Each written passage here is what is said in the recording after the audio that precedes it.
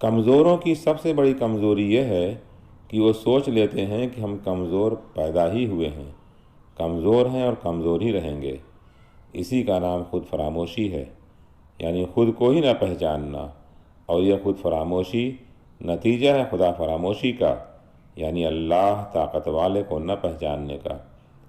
وہ خود فرماتا ہے کہ ہم چاہ رہے تھے کہ جنہیں زمین میں کمزور بنا کر رکھا گیا ہے انہیں ملک کا مالک بنائیں، اور فرعون، حامان اور اس کی طاقتور فوجوں کو وہ برا دن دکھا دیں جس کا انہیں ڈر لگتا ہے۔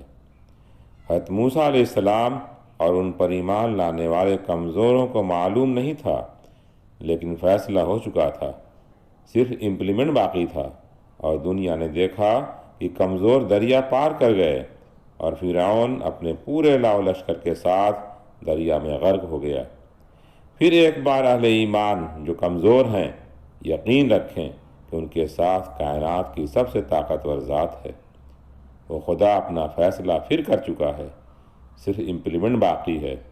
پھر دنیا دیکھے گی کہ کمزور دریا پار کر گئے، بس ضرورت اس طاقتور ذات پر ایمان کی ہے، درست سمت میں درست ایمان۔